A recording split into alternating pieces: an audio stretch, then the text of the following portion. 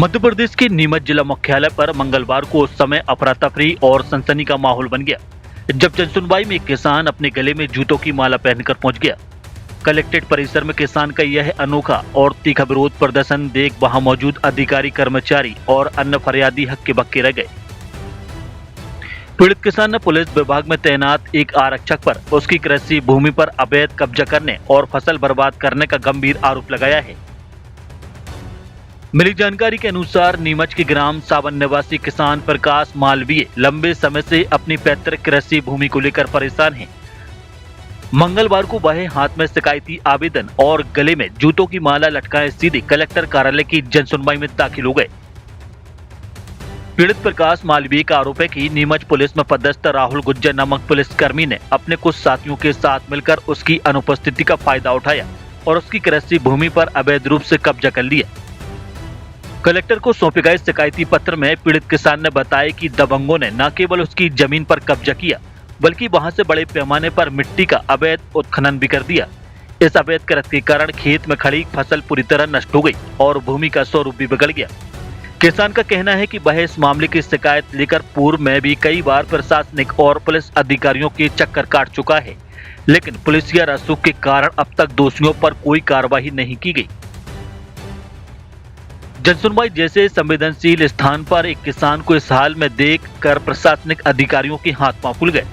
आनन फानन में सुरक्षा कर्मियों और अधिकारियों ने किसान को शांत कराया और उसका शिकायती आवेदन लिया। पीड़ित किसान प्रकाश मालवीय ने कलेक्टर से मांग की है कि उसकी भूमि को भूमाफिया और दबंग पुलिसकर्मी के चुंगल से मुक्त कराया जाए, दोषियों के खिलाफ कानूनी मुकदमा दर्ज हो और उसकी जमीन को वास्तविक स्थिति में बहाल किया जाए। वहीं इस पूरे घटनाक्रम के बाद कलेक्ट्रेट परिसर में सुरक्षा और जनसुनवाई की व्यवस्थाओं को लेकर भी कई तरह के सवाल उठ रहे हैं। फिलहाल प्रशासन ने मामले की जांच कराकर उचित वैधानिक कार्रवाई का आश्वासन दिया है। जिला और तहसील दोनों नीमच है, यानी कि सरकार की तरफ से हमें गरीबों को जमीन मिली थी, तो हमें 2.5 बीघा जमीन मिली थी।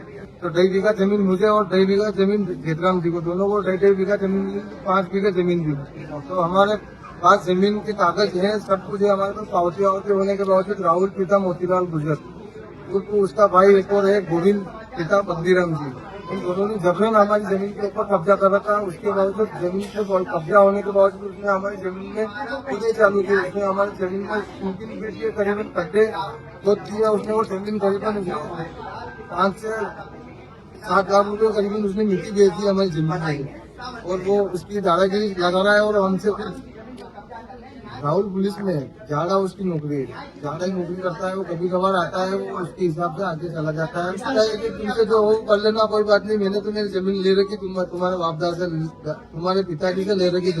शासन से मान्यता प्राप्त Amreen high secondary school pre admission open, कक्षा नर्सरी से 12वीं तक, MP board English and Hindi medium. समूचे कैंपस में सीसीटीवी कैमरे की सुविधा, शाला में स्मार्ट क्लासेस के साथ ही शासन से प्राप्त सभी प्रकार की छात्रवृत्ति का लाभ, बच्चों को खेल का विशाल मैदान, शुद्ध आरओ वाटर कूलर से छात्रों को पेयजल की सुविधा के साथ सभी प्रकार की अत्याधुनिक सुविधाएं। नवीन अमरीन प्ले स्कूल एवं प्री प्राइमरी स्कूल प्रारंभ।